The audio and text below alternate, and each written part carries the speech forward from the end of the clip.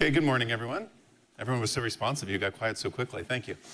Good morning. I'm Joe Ruffalo. I'm the general manager for The Hill. We'd like to thank everyone for coming this morning, both in person and online, for our event today, Nuclear Frontier, Securing America's Energy Future. I'd like to thank our sponsor, the Nuclear Company, for hosting and sponsoring this important conversation. We're here today because America's energy future is shining a little brighter after the recent passage of the bipartisan ADVANCE Act to bolster U.S. nuclear power production. The new law seeks to broaden how America generates power, creating a more resilient infrastructure to meet the surging energy demands driven by data centers, electric vehicles, and reshored factories. Of course, the law isn't without critics or competition. Concerns have been raised about potential safety issues and challenges related to nuclear waste. On the flip side, there are those who worry that the newest law doesn't go nearly far enough to match China's 27 nuclear reactors currently under development. The question now is, where do we go from here? But before we get underway, just a few housekeeping issues. If you are in the room, please silence your phones, but we do encourage you to join online in the conversation there. You can follow us on Facebook, X, and Instagram at The Hill using the hashtag #TheHillEnergy. And with that, I'm delighted to introduce our first segment featuring our very own Bob Cusack, the editor-in-chief of The Hill. He's joined by special guest, the Honorable Mark Menezes, former Deputy Secretary of Energy and the current President and Chief Executive Officer of the United States Energy Association. Welcome.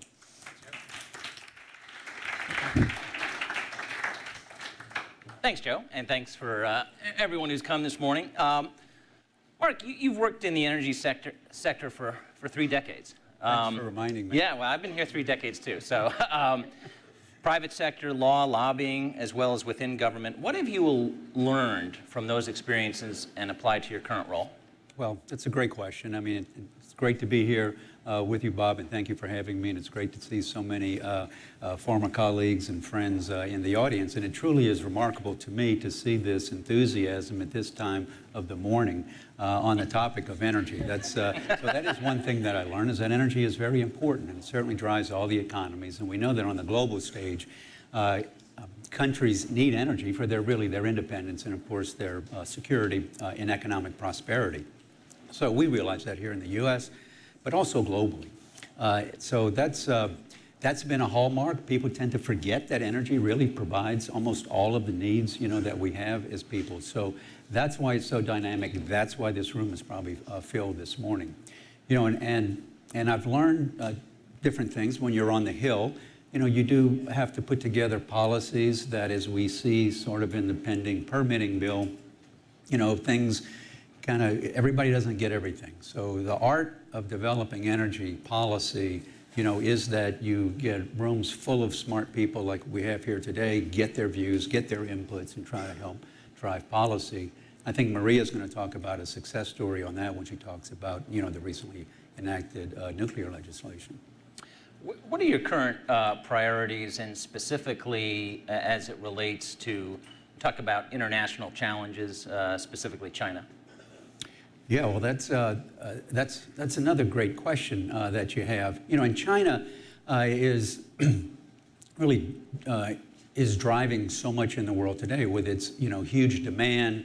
We know that on the climate stage, their emissions can certainly offset all of the reductions of all the countries, certainly offset the U.S. emissions. Their demand is important. Their innovation is important. Their production levels are important. We import a lot of their products. And yet, it's important that we in America be able to develop our supply chains. I think an important lesson learned out of COVID is that you have to have your own independent supply chains, because while globalization served its purposes, I've been around a long time, I know the globalization efforts, we thought that would really help make the globe smaller.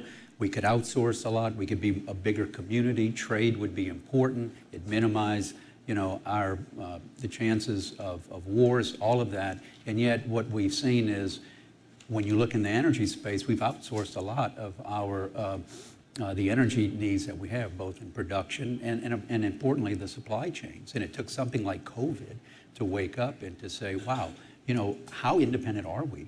And all countries ask that question. So you see that going around globally, which is now why I think that the role for USEA, just to get around to the question that you asked, our mission is today what it was 100 years ago when we were actually established. We were established as part of the World Energy Council, which at that time saw a need to ensure that there was going to be global access to energy so that all countries could have access to it. It could be affordable, and it could be, back then, reliable. And that mission continues today.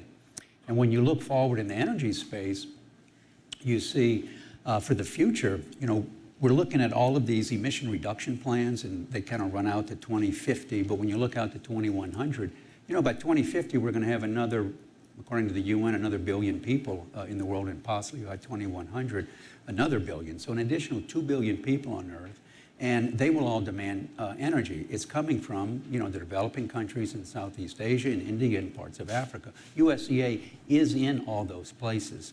And so we are trying to bring access to energy. We're trying to have their electricity systems independent from Russia. We're in Latin America, Southeast Asia, Eastern Europe. So these are our mission is what we do today. What are the biggest challenges facing the industry? It continues to be permitting. I'll be honest. It's, we're an organization that supports all of the above. And whether you're looking at building renewables in the developing Southeast Asia countries, or whether or not you're building infrastructure to carry natural gas pipeline to replace coal someplace, it all takes infrastructure. And it doesn't really matter what it is, because everything is local, and it might impact the way the local community operates. It might impact view sheds. It changes the way of life. So permitting, whether it's in the United States or frankly any country. And when I joined USEA, I asked our seasoned veterans, I said, well, what lessons have you learned that you'd like to impart to me? And they said, you have to get community buy-in from everything that we do. You can't, as U.S., you can't show up in a developing country or any country, and same thing in the United States. You can't show up and say, we have a great energy project for you, and it's going to really help you solve your problems. And they're burning biomass, inside of, their homes, and we can see the health effects. But for them, they have been doing this for generations. Mm-hmm. And they don't know any other thing. And traditions are developed around that. That's their lifestyle. And it's been around. So you can't go in and go, here's a great propane tank. And by the way, we've got the infrastructure just to get them off of burning dung and biomass. But you've got to build capacity. You've got to convince them. You've got to change their way of life for generations. That's the challenge. And again, so that continues to be, frankly, the biggest problem. Many energy issues are not bipartisan, and the ADVANCE Act did not get a lot of headlines. The Hill wrote about it, but it wasn't like on the front page of the Washington Post. That was a bipartisan bill signed into law by President Biden. Talk about the bipartisan aspect, because that seems to be increasing. As Joe mentioned, there are always going to be critics of any legislation, but overwhelmingly bipartisan bill. Where do you see that trend going and helping the industry? That's a great question. And again, we've seen the bipartisanship come together with the IIJA and with, back to the Competes Act and the ADVANCE Act. So bipartisanship is still possible. It may not be I wouldn't say, nothing is easy on the Hill, but back in 2005, many people know I was associated with the Energy Policy Act back then. There was an opportunity really to kind of go to the center. So now we see issues have to come together, like, let's just say, with nuclear, for example. There are way more supporters of nuclear now than there were back in the day when people thought about, 3 Mile Island, and then Fukushima happened, and that kind of thing. But today, with the increase in demand and with Sam Altman's quip, about we need more electricity to power AI that we're all going to be dependent on, and throws out fusion, and you see capital flowing. Capital is not partisan. Capital flowing into private companies to develop fusion. And that ties in with, while at DOE you're developing these technologies, fusion had always been in the science office, not in the nuclear energy office. That's how much of it was, sort of always 30 years out. But today there's genuine We've made some breakthroughs in that area, building SMRs. These are bipartisan issues, I think, and so as a consequence, you've seen really important legislation that came up. I talked about permitting. That also applies to the NRC, the Nuclear Regulatory Commission. And so there have been policy changes there with hopes that we can sort of improve the process that it takes to get a combined operating license, to get the health and safety standards established. You know, the rest of the world actually looks to the standards set by the NRC when they look to embrace SMR technology or existing nuclear technology. There's a lot of excitement overseas about AP1000 to be built. I learned this morning of the genuine enthusiasm and plans that we can build in the United States additional AP1000s. I had the pleasure and privilege to go to the Vogtle inauguration ceremony along with Secretary Granholm, former Secretary Ernie Moniz, former Secretary Dan Bruyette, a couple of former deputy secretaries. You know, this has taken decades to get that AP1000 built, but it was a celebratory event. It was truly celebratory, and it was bipartisan, and I think that we were able to really celebrate American ingenuity and, frankly, commitment to build this plant, and without it, we wouldn't be having this discussion about the enthusiasm of SMRs and potential fusion, you know, and again, more AP1000s.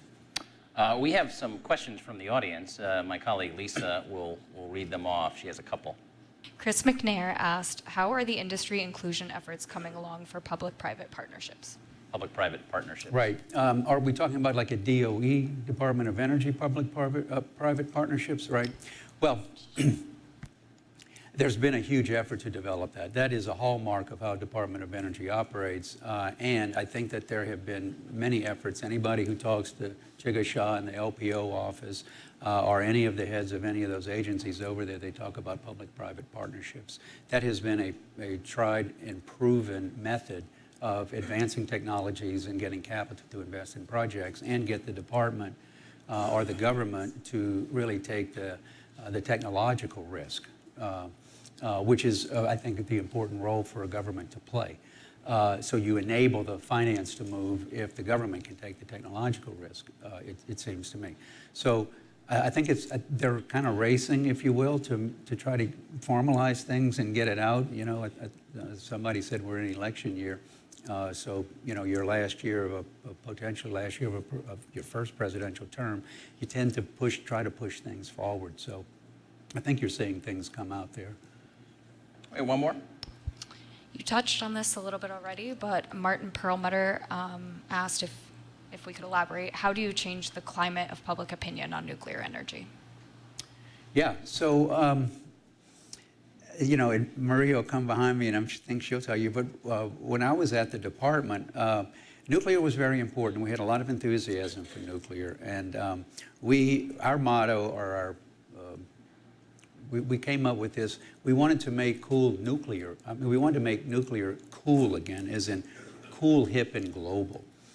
We have excellent centers of excellence around at the universities. We were going around trying to engender true enthusiasm for engineers to go into nuclear, that there was a bright future for nuclear.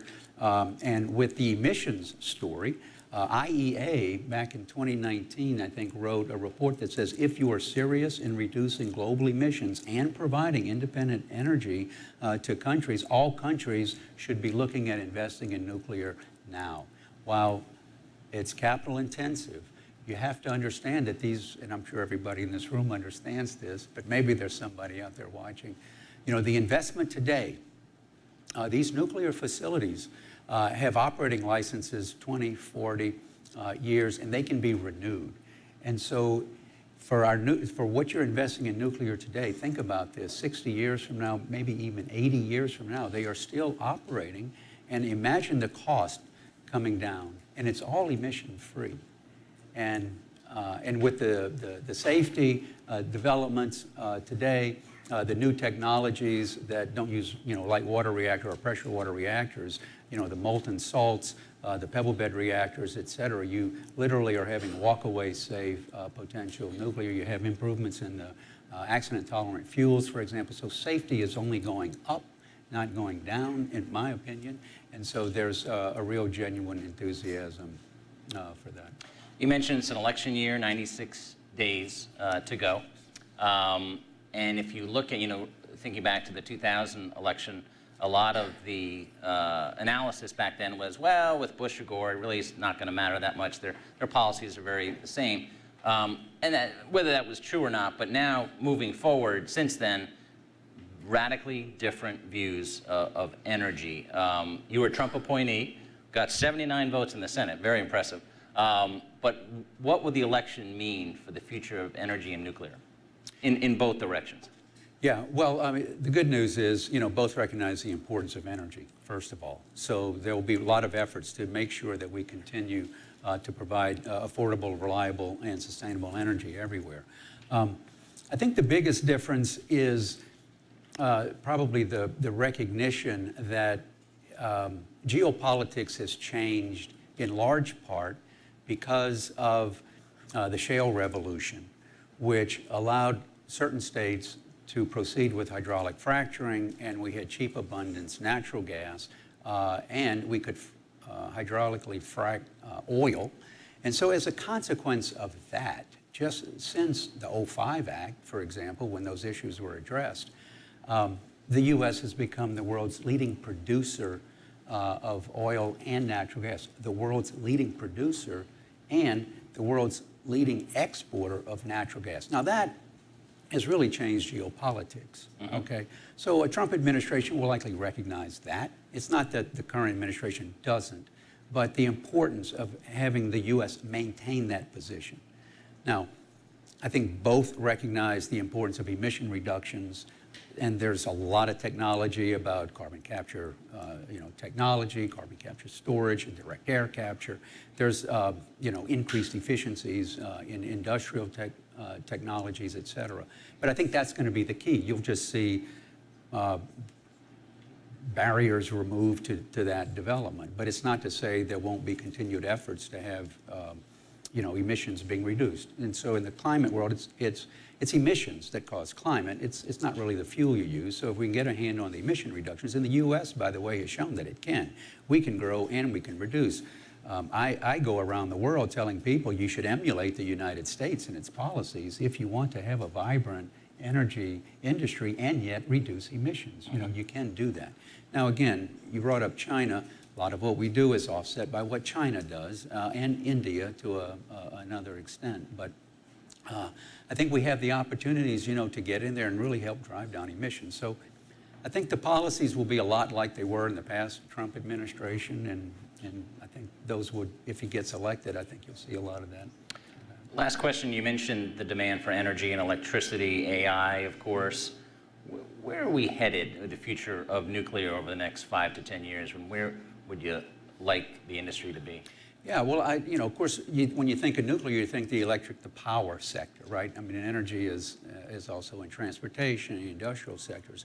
But that thermal heat that nukes provide, think about, the future hydrogen economy, for example, right? I mean, in the IRA, you have the first time 45V, clean hydrogen tax credit. Nuclear can, produce emission-free power that, we hope can, be used to produce hydrogen. So when you think globally and other opportunities for nuclear, the future is very bright.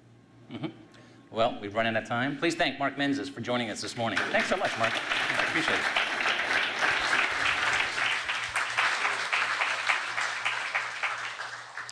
We've now come to the sponsor perspective portion of our program. Please welcome back to the stage Joe Ruffalo, General Manager of the Hill, in conversation with Julianne Edwards, Chief Development Officer at the Nuclear Company. But first, a quick video from our sponsor.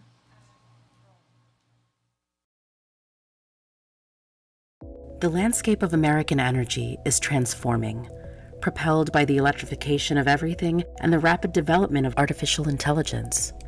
These industrial advancements are driving an unprecedented surge in baseload electricity demand.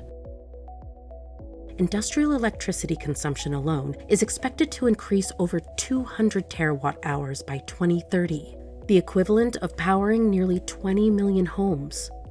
This explosive growth poses significant challenges for our energy infrastructure, exacerbated by the planned decommissioning of over 70% of existing coal plants by 2030.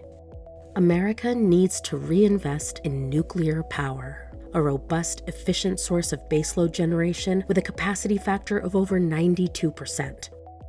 Despite the immense benefits of nuclear power, the United States has completed the construction of 2 new nuclear reactors in the last 20 years. From 1960 to 1980, over 100.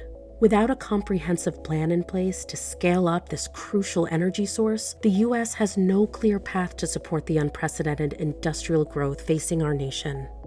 The gap between our baseload power and our needs is widening daily.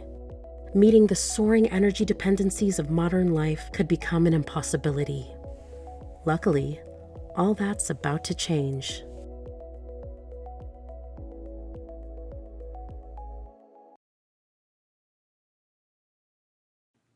Well, Julianne, thank you so much for being here today. We just heard a little more about the changes that have in the past and what is coming up. So why is it important for the U.S. to remain a leader in nuclear power? Absolutely, and thank you for having me here. And I still get goosebumps when we watch that video. We've watched it across the country now at our 6-state tour on the bus that you guys saw outside when you were coming in, the Nuclear Frontier. What I've gathered from my 6-state journey and landing here in D.C. in our capital is it drives our global economy. We are the largest economy in the world, and for us to maintain that, we have to invest in nuclear power.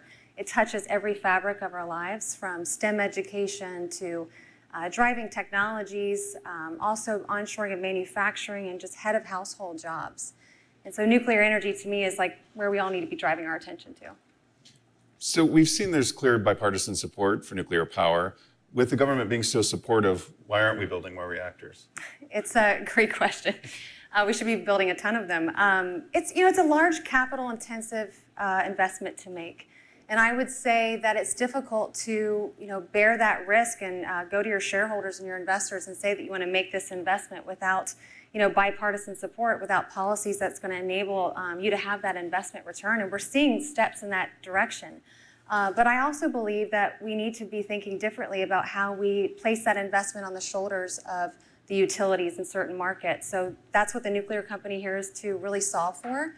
Form those public-private partnerships, ensure that we have a coalition of members that not only bear the risk, but also gain the value over that 60-year term that we just heard about. Could you tell us a little more about your business model and what you're really doing to address some of these issues? Absolutely. So the nuclear company was incorporated over a year ago, and we're so excited to be here with you guys today. Our focus is on fleet-scale nuclear, and what that truly means is we're not focused on one site, one project, and one jurisdiction. We're focused on making sure that we bring nuclear across the country in multiple states, multiple markets, both unregulated and regulated.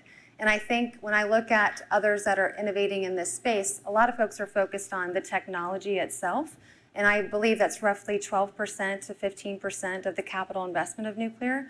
We're focused on the balance of that, making sure that folks are getting that level of certainty to invest in manufacturing and expanding their facilities, investments in developing workforce and increasing proficiencies in the trades, and also in technical degrees that we're seeing like nuclear engineering and materials engineering. And so we're really hopeful that this momentum will drive the conversation to talk not just at a single entity and a single site, but to think on a global and fleet scale approach. Speaking of global, we talked at the beginning that there's 27 nuclear reactors being built in China and none in the United States. Could you talk a little more about the impact that would have on national security?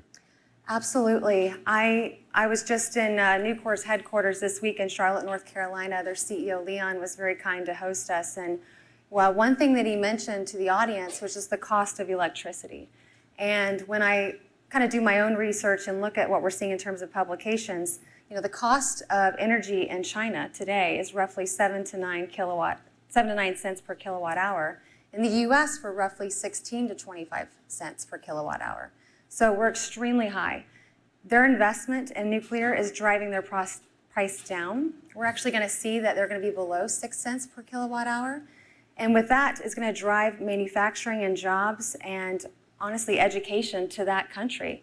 And we cannot lose our global presence, and we cannot lose our leadership role in this country We proved in the 50s, 60s, and 70s that we could build fleet-scale nuclear.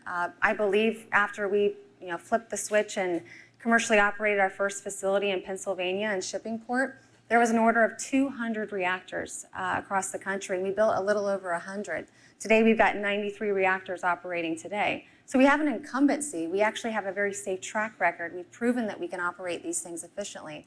And so because of that, we need to protect that incumbency, make sure we continue to invest in the safe operations of those reactors. But we cannot lose our foothold to another country. It's so important, and I believe you're going to see a video shortly about that. Could you tell us how the nuclear company is working with other organizations and other experts to advance nuclear technology right now? Yeah, so part of our tour was actually, one of my favorite parts was to Georgia Tech. They're a university that has a huge investment in engineering program. And I would say we're going to start with education, making sure that we understand these younger minds are just so innovative, and they've been exposed to enormous amounts of information just with the advancements of AI, advancements of social media platforms. So they're looking to innovate the way we look at radiation protection. We're also met with various members of the trade facilities and organizations across the country, and they have great innovations on how they could really increase productivity in the field. So we're going to make sure we partner with those folks.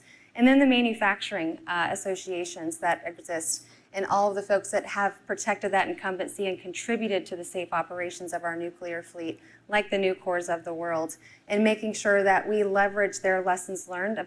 We talked about Vogtle earlier, and putting that into the fleet scale deployment.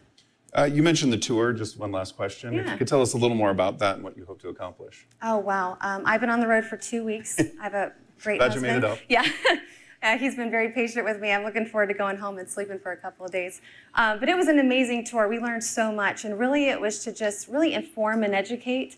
And what I have learned is it's bipartisan here in the Capitol, but it's bipartisan everywhere. I am seeing folks at gas stations wondering if our bus was nuclear powered, and I had to make sure they realized it was not nuclear powered.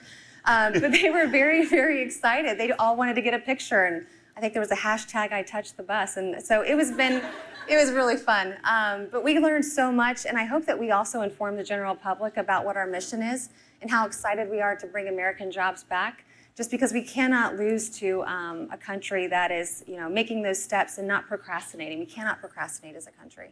So. Excellent. Well, thank you very much for the important discussion. We're now going to watch a second video. In the last few years, China has become the global leader in renewable energy, and they are on track to dominate the nuclear energy landscape next. With 56 reactors operating and 27 more under construction, China's nuclear expansion is set to eclipse the United States by 2030.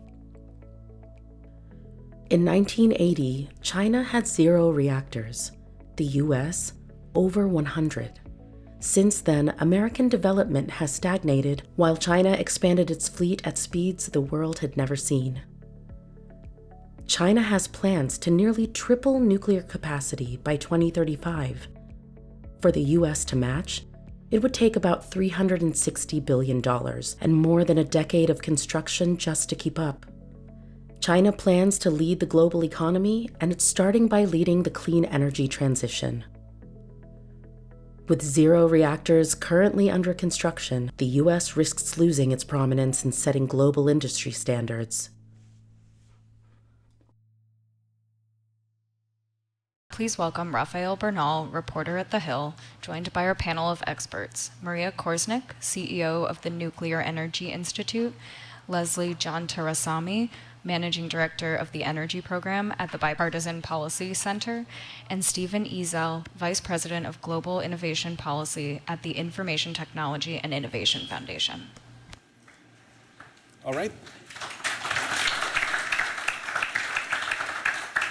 Well, thank you and welcome. And let's just jump straight in. Maria, I want to start with you. So the Advance Act that passes, it's got bipartisan support. Very few votes against, but we know that passing the bill is usually the first step, not the goal. How are you going to measure success with the Advance Act and the first steps towards success?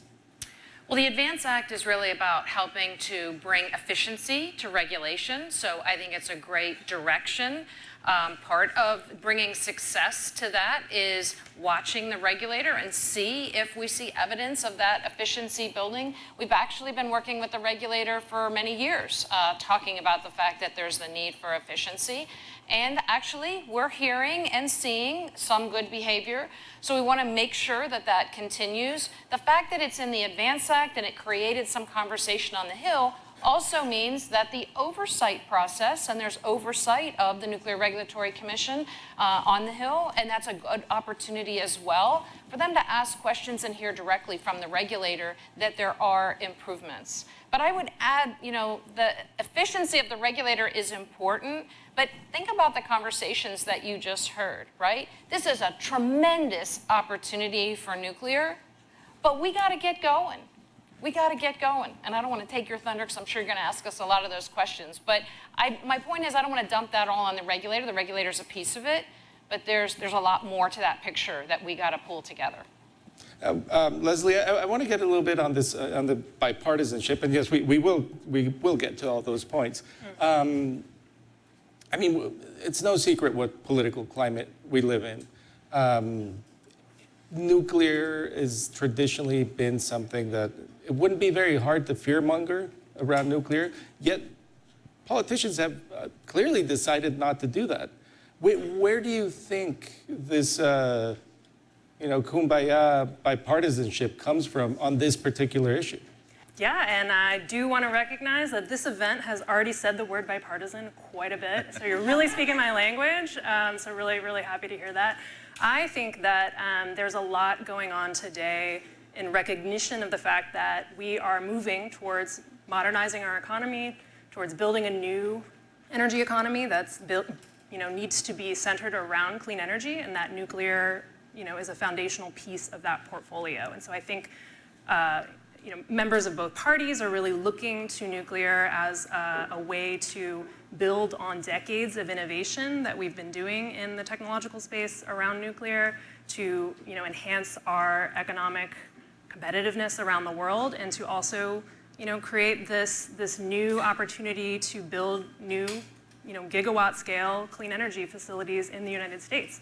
It's difficult, as we've heard earlier, to permit new energy facilities, and so when we're thinking about the trade-offs between the different types of technologies and ways of creating and generating clean electricity, nuclear power kind of steps into that conversation in a big way, because there are so many reasons why, because of the kind of ability of nuclear energy to have that high capacity factor to generate lots of clean megawatt hours onto the grid, that there's a lot of benefits that this technology brings that are being recognized across both parties. And the other word we've heard a lot today is China. And I think we're going to keep hearing about that. But Stephen, so hearing that word a lot, I was thinking about the last time you had two superpowers, well, back then it was superpowers, now it's major powers, competing for nuclear dominance. Russian technology of the 20th century doesn't have the best reputation. Is China's current nuclear development a parallel of what we saw in the Soviet Union in the 20th century?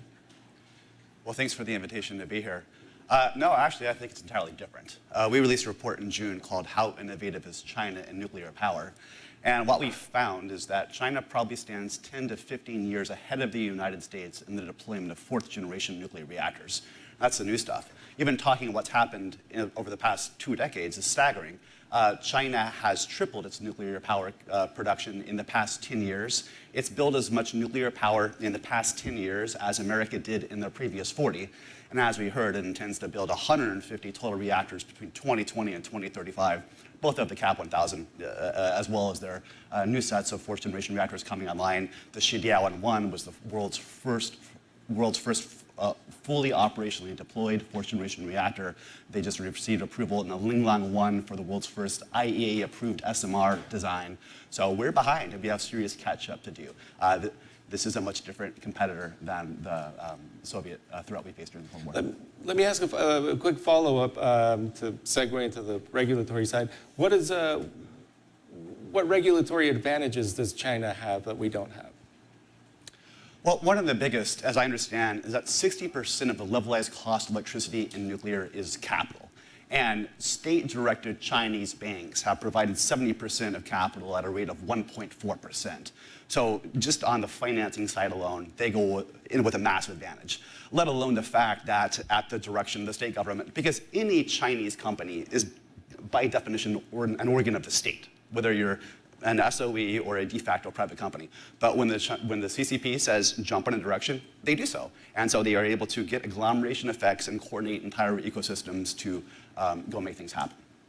So, Maria, that segue to regulatory. One thing Mark said earlier, he said the biggest challenge is permitting, which sounds familiar in energy in general. Is there low-hanging fruit in the regulatory system that could be changed without sacrificing security or safety and environmental concerns? Sure, and I guess, really the question I think we need to ask ourselves is, how do we need to get going, right? The United States needs to get to build. Hearing what China's doing, that's great. China uses a lot of energy. We're happy that they're getting some clean energy out of that. I think the challenge we need to ask ourselves is, do you want to see Chinese reactors around the world? Do you want to see Russian reactors around the world? Because that's what they're trying to do. It's not just that they're building, it's that they're building the supply chain. And while they're building that supply chain, they're going to then turn it to other countries around the world. Africa looks pretty interesting. China and Russia have sort of divvied that up to figure out who wants to build what reactors where.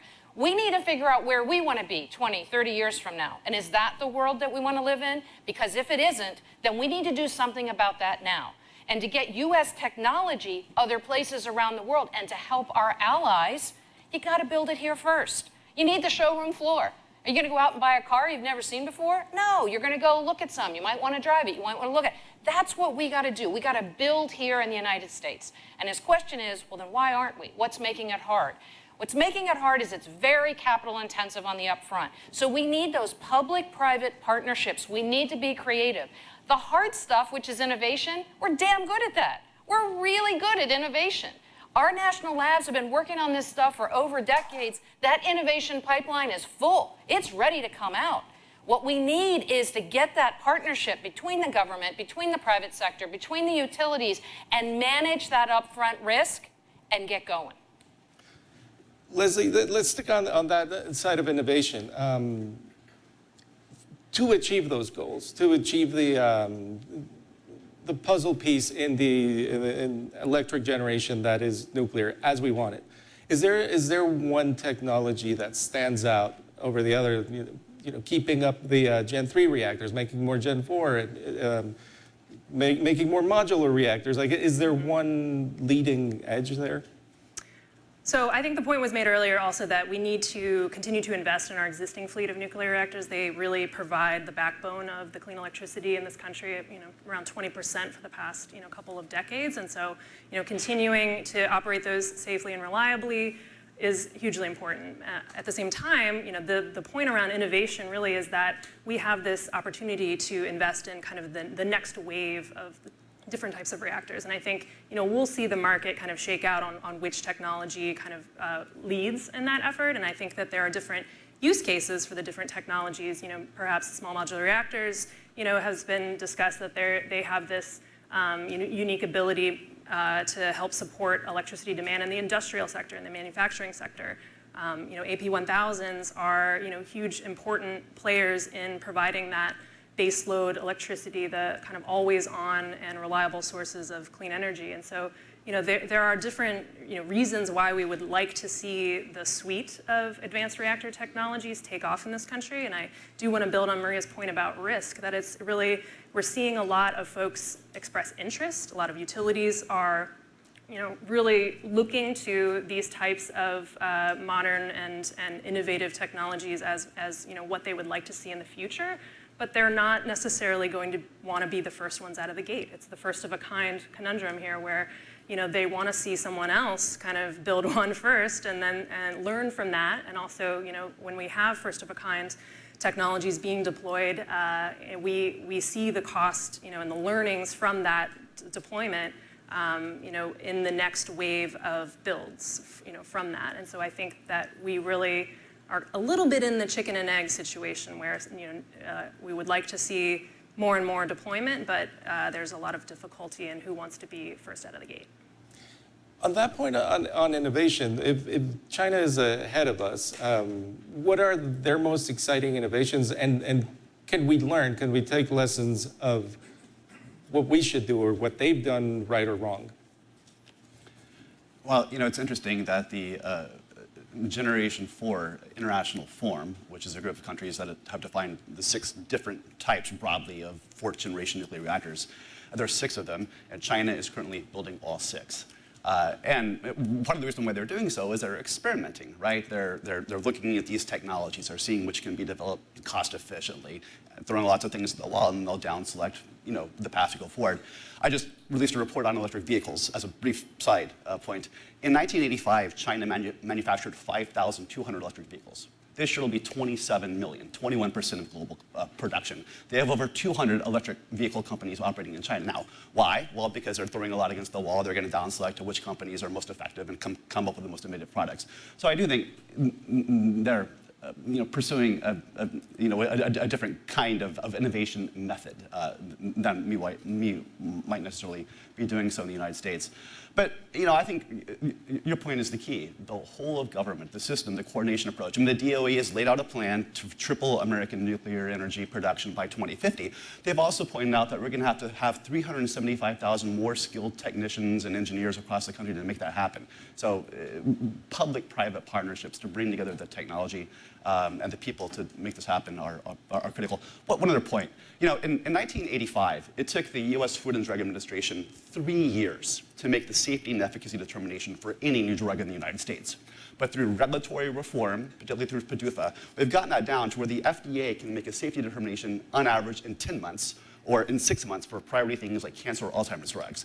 We've seen regulatory reform in other U.S. agencies like FDA, and I think the recent cultural changes we've seen called for at the NRC are going to be critical if we're going to meet this objective. I agree with that. If I could just jump in, we talked about the ADVANCE Act earlier, and we're incredibly thankful for that attention and focus on the ADVANCE Act because it sets out some pretty interesting frameworks. One of those was to say, hey, let's really drill into microreactors and the regulatory structure around microreactors. And so the ADVANCE Act lays that challenge out. And we are just submitting a paper to the NRC. It should be public probably in about a week, where today, if you were going to try to license a microreactor and follow that process, it's probably a 5-year process. And we submitted a paper and said, why isn't that 4 months? And here's how it could be 4 months. So will it get to be 4 months? I don't know. The point is, we're trying to really break the paradigm and say it doesn't need to be that. We have to think differently, and that's a great example of what he's talking about, which is there are new and different ways to think about this, and we need to do that. Let me follow up on that with the, you're saying how we do it, the question of why we do it. Where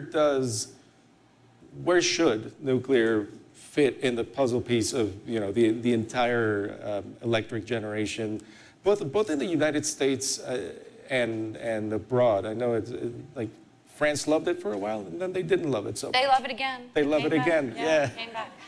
So, I'm biased in this answer, so I'm going to just start there. I've been in the nuclear industry for almost 40 years. But we commissioned a study from Vibrant Clean Energy, and we just said, model the United States down to a pretty low level of detail. This model took several days to run on a computer, just to give you a view of how much they modeled the transmission and distribution sector to do this analysis. And we said, work on it for clean energy, and first of all, have problems and challenges and delays for nuclear. Let the model not select as much nuclear as it wants to select, and then run a case where it's easy to select nuclear and then sort of see what the difference is. And that model came out, just running it as it is, the distribution for the best cost of electricity for our ratepayers, right, was 40% nuclear. 40% nuclear. And the price when you were not choosing nuclear and you went heavier on other technology, and I love all the technologies, okay? But I do love nuclear the best. But when you look at all the different technologies, you gotta watch what you're building, right? Because some of that needs more transmission and distribution. So you gotta be real careful. Don't just analyze generation, because you as a ratepayer are not just paying for generation, you're paying for generation and transmission and distribution. So you gotta solve for the whole thing. That's why when you add nuclear, the system cost goes down. There was another study in the Pacific Northwest that was done. E3 did that one. And they tried to decarbonize everything with wind and solar, and then they did wind, solar, and nuclear. And the cost when you added nuclear to that solution, $8 billion with a B dollars a year savings to those ratepayers, $8 billion. And why is that? It's because nuclear puts out more energy in one place, round the clock, 7 days a week, very reliable. So it's less transmission and distribution that you need, as opposed to a lot of little things in a lot of places, but they all need wires going to them. Right? So really we have to look holistically at this system. We are fundamentally changing this system over the next 10, 20, 30 years. Don't figure it out 30 years from now what we should have done. Figuring out today what we should do so we spend our money wisely on infrastructure, and we are the kindest that we can be to our ratepayers and to the price of electricity. So saving $8 billion sounds great, I think, and as we've discussed, there's political support, there's popular support for nuclear, but as with every utility on the face of the planet, Leslie, there is a lot of NIMBYism. Nobody wants to live, in Springfield of the Simpsons, under that shadow. There are some ways to address that, right? That is being addressed. Sure, and to go back to the point around kind of what's the regulatory oversight look like in the United States for nuclear energy, and around the ADVANCE Act and the need to speed up the process, this is not about cutting corners for the industry. It's not about creating a process that isn't diligent.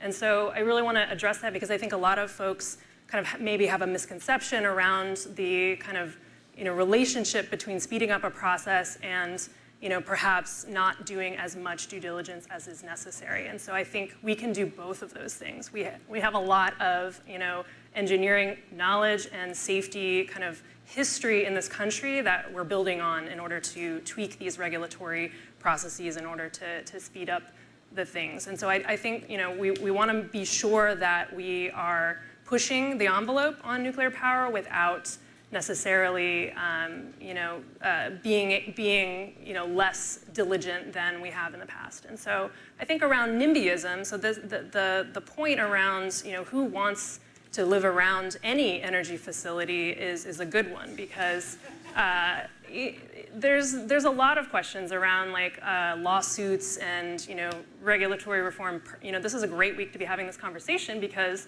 there's a huge new permitting reform bill out, right? The Senate Energy Committee just passed it on a bipartisan vote. Another bingo card for bipartisan.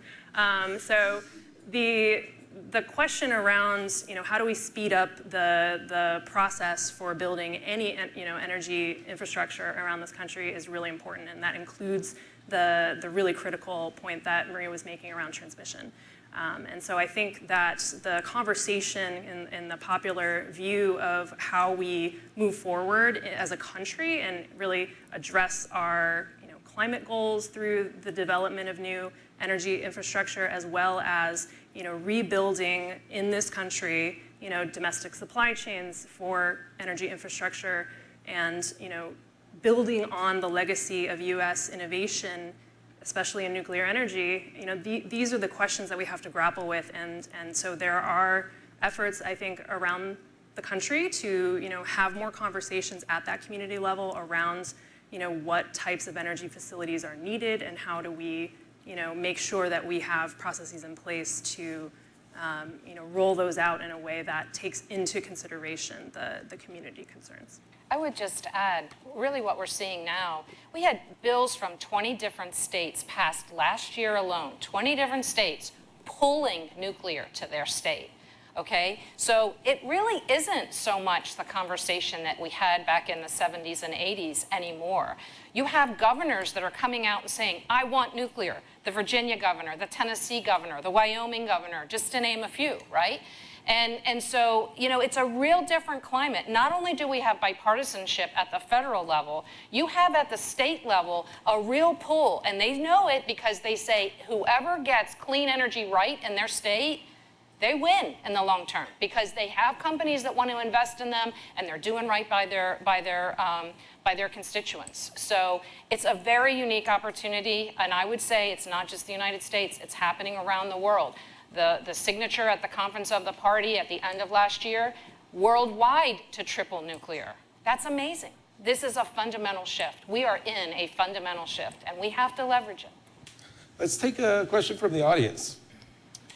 This one comes from Matthew, who's a safety manager. How can we implement preventive maintenance, safety, and security for all? Has that changed fundamentally? I mean, you were just saying this is not the nuclear of the 70s. Yeah, honestly, we do implement preventive measures. So I spent 30 years of my career operating nuclear power plants. I was a site vice president and ran one, and I was a chief nuclear officer, and I ran 5 at 3 different locations. Preventive maintenance is just a part of what we do. It's built in.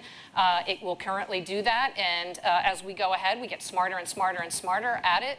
But that's one of the reasons these assets run 80 plus years, and there's nothing magic about 80, maybe 100 years. It's because we take such good care of these assets.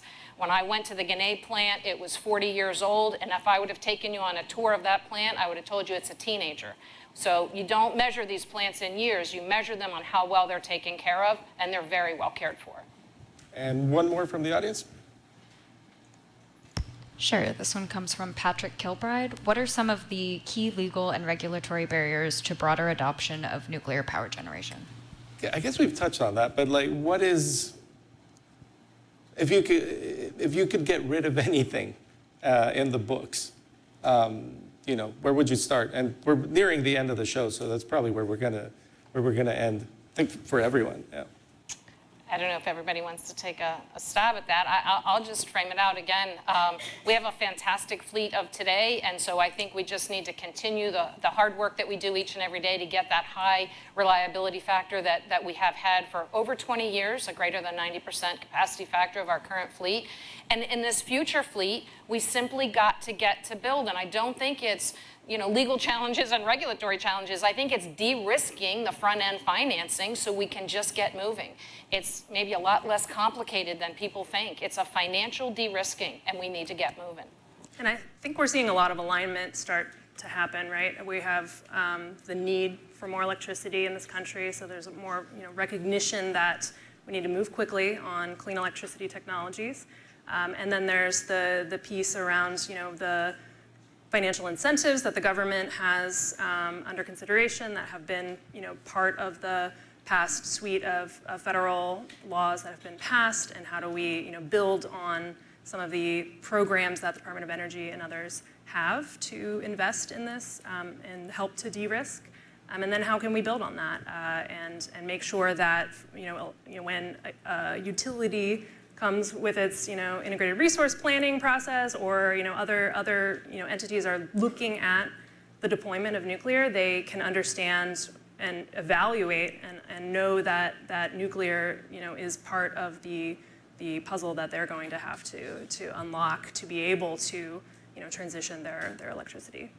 And well, to end, Stephen, I guess we've talked a lot about the competition, sort of unfriendly competition between the U.S. and China here. Maria, you mentioned a bit of the collaboration globally. On a global scale, Stephen, what can or would need to happen for, say, the United States and the EU to help each other out? Well, I once did a study looking at the deployment of intelligent transportation systems. And it took our Department of Transportation 5 years to study even the possibility of deploying a national system that Japan went ahead and did within 5 years. So I think there are things we can do in coordination with allied governments. I think the NRC is looking with the Canadians on licensing from the fourth generation reactors. So let's work together with the regulators to have coherent licensing and regulatory schemes. Let's co-invest in R&D, particularly on nuclear fusion with our allied countries. And let's recognize that a nuclear reactor or something in the supply chain deployed by an allied country as opposed to a geostrategic competitor is a win for our collective economies. Well, on that happy note, I think we should wrap this up. But please thank our great panel. That brings us to the end of our program. Thanks to all of our wonderful speakers this morning. On behalf of the Hill and our sponsor, the Nuclear Company, we'd like to thank everyone who joined us here in person and those of you who tuned in online.